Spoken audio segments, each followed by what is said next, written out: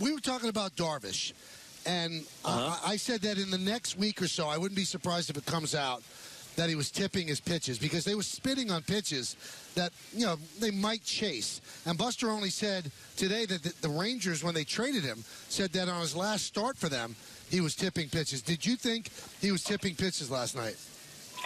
Yeah, there was nothing I picked up personally, but knowing how good the Astros are and their reputation for being able to do that, I absolutely thought that because whereas he didn't throw the ball well last night, he was better than he was in Game 3, and some of the pitches that he executed, they were just all over, or the ability to lay off that tough pitch was really impressive.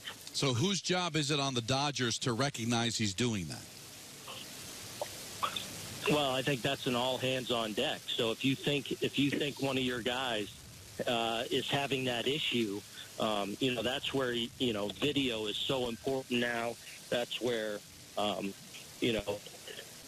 people that are really good at picking those things up, and the Dodgers, by the way, are a team that's very good at it also. That's where if you think something might be going on, then you put your guys that are very capable at that, whether it's through video or recognizing what they might be picking up. And then you can work, on the side to make those kind of adjustments. Sometimes, though, these things pop up, from start to start, and somebody that's really good at it can gain an edge. And it's also impossible to fix mid-game, right? Oh, I would think it's impossible to fix mid-game. Unless there's something real specific that somebody sees on your own bench that says, hey, this is happening, then maybe there's a little adjustment you can make. But usually, that's something that happens between games. See, I love to hear stuff like that a team take advantage of it, because it seems like baseball, Aaron, is so addicted to the numbers and everything is black and white. But a good baseball man studying that stuff, it has nothing to do with sabermetrics, has nothing to do with analytics. I mean, you are analyzing, but not because of numbers. A good baseball man picks that up. Oh, no question. And these two teams that played in the World Series this year, obviously great teams, well-constructed, talented teams. They have a reputation of having several guys that are great at that craft of picking up tendencies or tips from pitchers.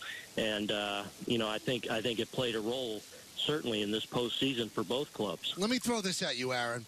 They're both analytically driven teams, probably 1-2 with the Yankees 3 in all of Major League Baseball. But I thought that the Dodgers' strict adherence to it and A.J. Hintz deviating and actually creating a bullpen out of his starters, I think the team that deviated from the strict analytics is the team that won the championship. You agree or not? I think that's a fair statement, Michael, and give the Astros credit too. Whereas, obviously analytics is a huge factor in the decisions that they make, but they also recognize that in the offseason that they felt like they needed some veteran presence in their clubhouse to kind of mentor and be a part of the room with their young blossoming talent.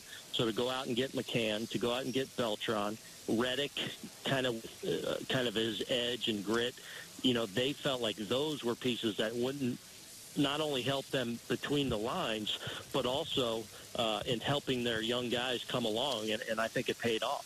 There's so much talk about what the Dodgers should have done with their pitching and the Astros pitching, but, God, Aaron, the middle of this order killed the Dodgers, right? I mean, they had to get more production out of those guys and just didn't.